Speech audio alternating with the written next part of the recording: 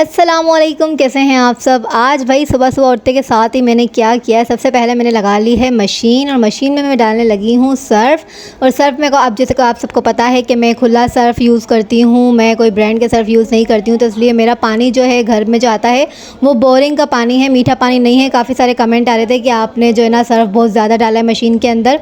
तो मशीन में सर्फ़ ज़्यादा डालने की वजह यही है कि बोरा पानी है, बोरिंग का पानी है, तो इसके अंदर ज़्यादा सर्फ़ जाता है, मीठे पानी में कम जाता है। तो ये मैंने पहला फेरा लगाया था जिसके अंदर मैं हल्के हल्के कलर के लाइट कलर के कपड़े डाल देती हूँ।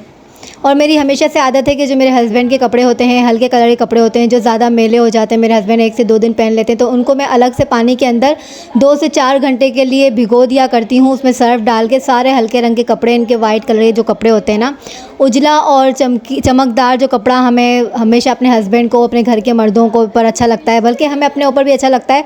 तो उसे धोने का यही ट्रिक है कि आप लोग उन कपड़ों को एक रात पहले भिगो दिया करें सर्फ़ वाले पानी के अंदर, ताकि जब आप उसे सुबह उठ के मशीन में भिगोएंगे, डालेंगे, धोएंगे, मशीन में घुमाएंगे, तो वो कपड़ा जब आपका वॉश हो जाएगा ना, तो वो इतना उजला उजला, चमकदार और खुशबूदार और इतना अच्छा आपको लगेगा ना, तो आपको खुद को भी अच्छा लगेगा कि मैंने कितने अच्छे कपड़े धोए हैं। तो मेरी शुरू से आदत है, या तो मैं एक रात पहले सारे कपड़ों को भिगो दिया करती हूँ जो मुझे लगते हैं कि बहुत ज़्यादा गंदे हो रहे हैं, या बेडशीट्स वगैरह हो गई, पर्दे हो गए, हस्बैंड के कपड़े वगैरह हो गए, इस तरह के हल्के रंग के होते हैं, फ्रोज़ी कलर के, वाइट कलर के, तो उन्हें मैं एक रात पहले भिगो दिया करती हूँ, या फिर 2 से 4 घंटा पहले मशीन लगाने से भिगो दिया करती हूँ। तो यहाँ पर मैंने इन कपड़ों को भिगो दिया जब तक मेरे दूसरे कपड़े वॉश हो रहे हैं। जैसे ही वो कपड़े वॉश हो जाएंगे तो फिर ये देखें, आधे जिसमें से वॉश हो चुके हैं और आधे मैंने इनको भिगो दिया है, आधे मशीन में चल रहे हैं। जैसे ही वो सारे वॉश हो जाएंगे तो फिर मैं नया पानी भर के इन कपड़ों को मैं मशीन में डाल दूँगी, ताकि मेरे जो ये हल्के रंग के कपड़े हैं ना, ये बिल्कुल अच्छे से और उजले उजले चमकदार से है ना वॉश हो जाएँ। तो ये आप देख सकते हैं कि मेल कितना कट चुका है, पानी हमारा जो है ना वो धुंधला गया है, यहाँ पर सफ़ेद पानी से एकदम मेला मेला पानी हो गया है, क्योंकि ये मेल कट जाता है जब हम पानी के अंदर कपड़ों को भिगो दिया करते हैं सर्फ़ या साबुन डाल के। तो अब यहाँ पर मैंने नया पानी भर लिया था। अब इसके अंदर मैं ये सारे वाइट कपड़ों को ऐड कर दूँगी, डाल दूँगी, ताकि ये अच्छे से मशीन में धुल जाएँ। उसके बाद जो है मैं कपड़ों को सुखा दूँगी, ताकि जब वो ड्राई हो जाएँ तो फिर मैं आपको दिखाऊँगी कितने अच्छे से उजले उजले और चमकदार कपड़े धुलते हैं।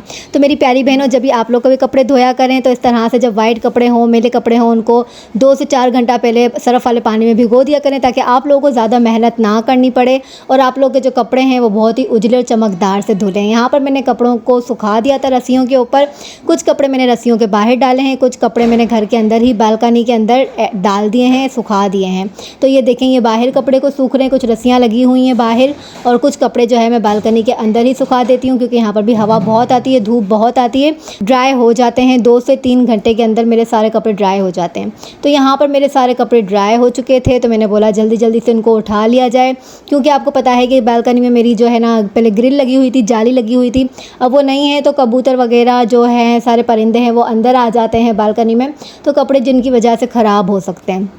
तो सफ़ेद कपड़े थे, तो इसलिए मैंने बोला जल्दी से सूख गए हैं 2-2.5 घंटे के अंदर, क्योंकि धूप बहुत कड़क आती है, क्योंकि मेरा लास्ट का फ्लोर है, तो यहाँ पर धूप भी आती है, हवा भी बहुत आती है। अल्हम्दुलिल्लाह अल्हम्दुलिल्लाह।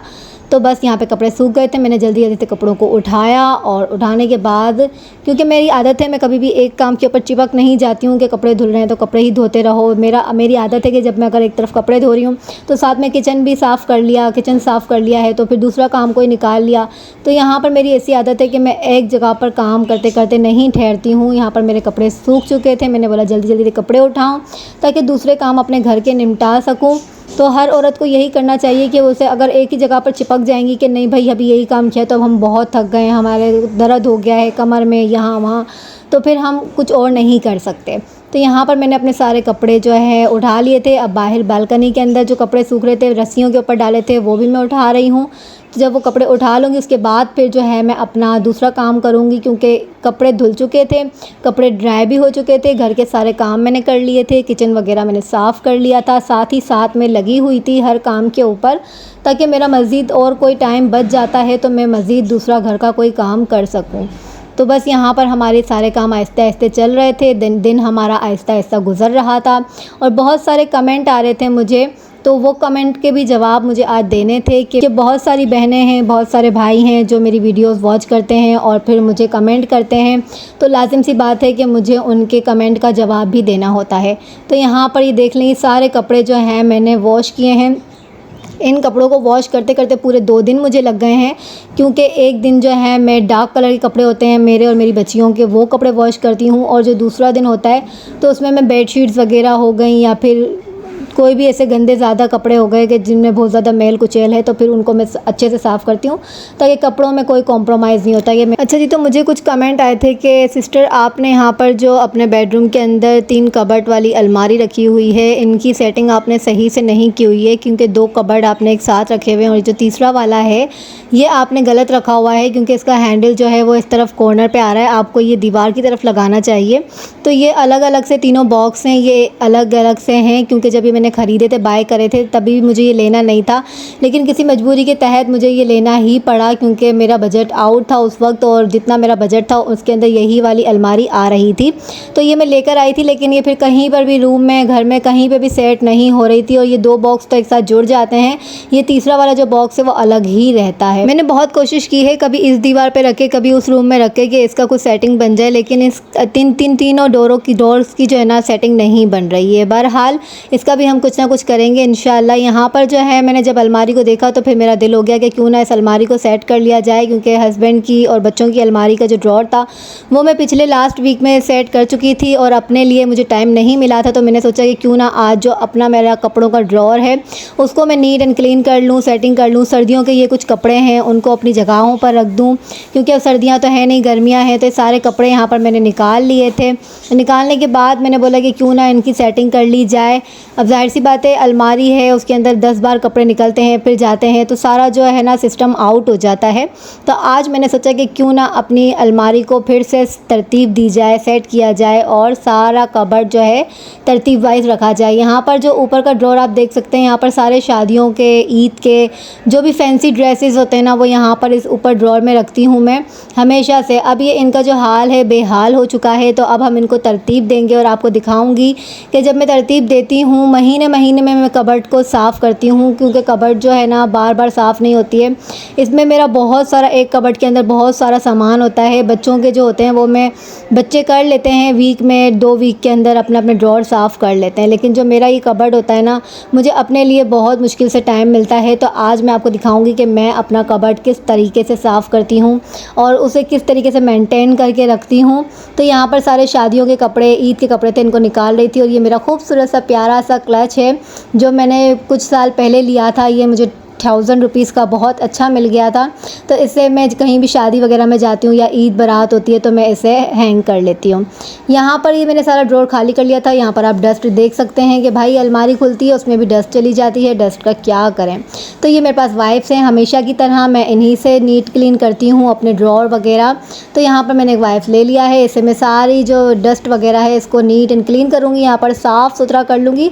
उसके बाद हम अपने ड्रॉर को सेट करेंगे। और इसी सब के साथ मैं आप तमाम मेरे देखने वाले बहनों का, भाइयों का, जो मुझे देख रहे हैं, जो मेरी वीडियोस को लाइक कर रहे हैं, जो मुझे सब्सक्राइब कर रहे हैं, जो मुझे सपोर्ट कर रहे हैं, इतना प्यार दिखा रहे हैं, इतनी मोहब्बत दिखा रहे हैं, सबसे पहले मैं आप सबका बहुत बहुत दिल से शुक्रिया अदा करना चाहती हूँ कि आप लोगों का बहुत बहुत शुक्रिया। आप लोग ने मुझे इतनी मोहब्बत दिखाई, मुझे इतना सपोर्ट कर रहे हैं कि मैं आपका शुक्रिया कैसे अदा करूँ ये मुझे समझ नहीं आता। तो ये कुछ चंद अल्फाज हैं शुक्रिया कहने के। Thank you so much my YouTube family. तो साथ ही साथ मैं ये भी बताती चलूँ, मुझे ये भी बहुत ज़्यादा कमेंट आ रहे हैं कि सब मुझसे पूछ रहे हैं कमेंट के अंदर कि सिस्टर आपके कितने बच्चे हैं, आपने बताया नहीं है। तो मैंने इसके लिए भी एक प्रॉपर अपना जो है ना सेकंड व्लॉग के अंदर अपने फैमिली का इंट्रोड्यूस करवाया है कि मेरे कितने बच्चे हैं, मेरी फैमिली में कौन कौन है। बहरहाल अगर आप लोगों ने नहीं देखा है तो मैं आप लोगों को यहाँ बता देती हूँ कि मेरी फैमिली में टोटल 4 अफराद हैं हम लोग। मेरे हस्बैंड हैं, मैं हूँ और मेरी 2 बेटियाँ हैं, यानी कि मेरे 2 बच्चे हैं जो 2 बेटियाँ हैं। एक का नाम महानूर है जो मेरी बड़ी बेटी है और एक का नाम इशाल है जो मेरी छोटी बेटी है।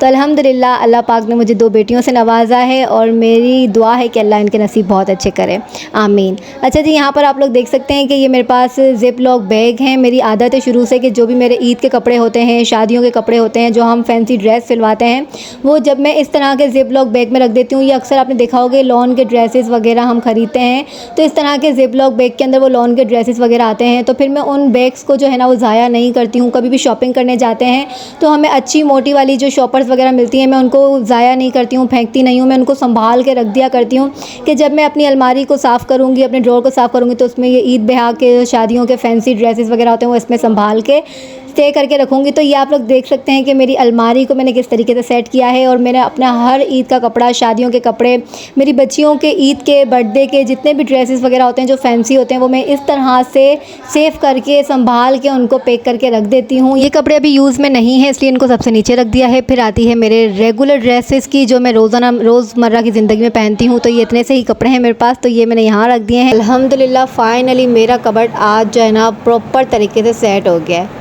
तो अब बारी आती है रात के डिनर की, जो मैं लेकर आई हूँ आज बनाने के लिए मिक्स सब्ज़ी, जो हरे मसाले में बनाई जाती है, जिसमें होती है ये फलियाँ। आप देख सकते हैं आज मेरा बहुत ज़्यादा दिल था कि मैं आज मिक्स सब्ज़ी के अंदर फलियाँ ऐड करूँ। तो यहाँ पर इशाल मेरी हेल्प करा रही है सब्ज़ी साफ़ करवाने में।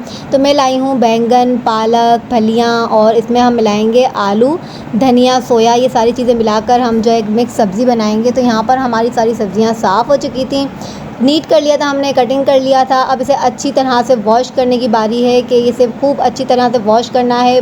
यहाँ पर लाइट जा चुकी है, अल्लाह इस लाइट से हम बड़े बेजार हैं। ये लोड शेडिंग कब हमारे यहाँ पर हमारी जान छोड़ेगी और हम सुकून में ज़िंदगी गुजारेंगे। तो बहरहाल यहाँ पर मैं करती हूँ अपनी सब्ज़ियों को वॉश अच्छी तरह से, क्योंकि पालक के अंदर बहुत ज़्यादा डस्ट होती है, मिट्टी होती है। तो इसे हमें खुले पानी से बहुत अच्छी तरीके से साफ़ करना होता है। तो जल्दी से हम अपनी पालक को वॉश करते हैं और बनाते हैं अंधेरे के अंदर सब्ज़ी को। तो फिर आपसे मिलते हैं सब्ज़ी तैयार करने के बाद। मुझे कुछ कमेंट ये भी आ रहे थे कि सिस्टर आपकी बात करने का लहजा ऐसा है कि जैसे आप मेमन हो, तो आप अपनी कास्ट बताएं, आप कौन सी कास्ट की हैं। तो भाई मैं मेमन नहीं हूँ, मैं पंजाबी हूँ अल्हम्दुलिल्लाह। मेरे जो वालिद साहब थे वो पंजाबी थे, प्योर पंजाबी हूँ, लेकिन बस कराची में रहे हुए हैं, पूरी ज़िंदगी यहीं गुजरी है। तो बस थोड़ा सा तरीका अंदाज़ है ना गुफ्तगू का, वो थोड़ा सा चेंज है, पंजाबियों वाला नहीं है।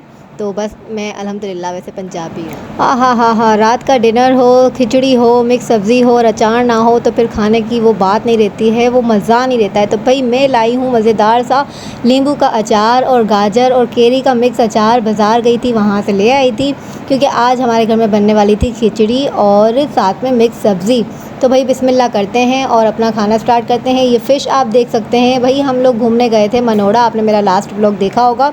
तो वहाँ से पूरी एक फ़िश बच चुकी थी, जिसे हम वापस से अपने घर ले आए थे पैक करवा के। तो फिर मैंने इसे फ्रिज में रख दिया था, मैंने कहा था फिर इसे हम अच्छे तरीके से गर्म करेंगे और फिर दोबारा से इसका मज़ा लेंगे। तो बस जी उस फ़िश को मैंने गर्म किया है, ये बिल्कुल तरो ताज़ा हो गई है और अब हम इसे अपने खाने में इस्तेमाल कर रहे हैं। और यहाँ पर मेरे हस्बैंड खाना स्टार्ट कर चुके थे, यहाँ मेरा खाना है। बिस्मिल्लाह करते हैं और आपसे मिलते हैं इंशाल्लाह नेक्स्ट व्लॉग में। मेरा ये व्लॉग आप सबको अच्छा लगा हो तो प्लीज़ लाइक कर दीजिएगा, अगर बहुत अच्छा लगा हो तो एक सब्सक्राइब कर दीजिएगा। उसी तरह जिस तरह से आप हमेशा से मुझे सपोर्ट करते आ रहे हैं, मज़ीद आगे भी सपोर्ट करते रहिएगा और अपना प्यार इसी तरह बना कर रखिएगा। चलती हूँ, अपना बहुत ज़्यादा ख्याल रखिएगा। अल्लाह हाफ़िज़।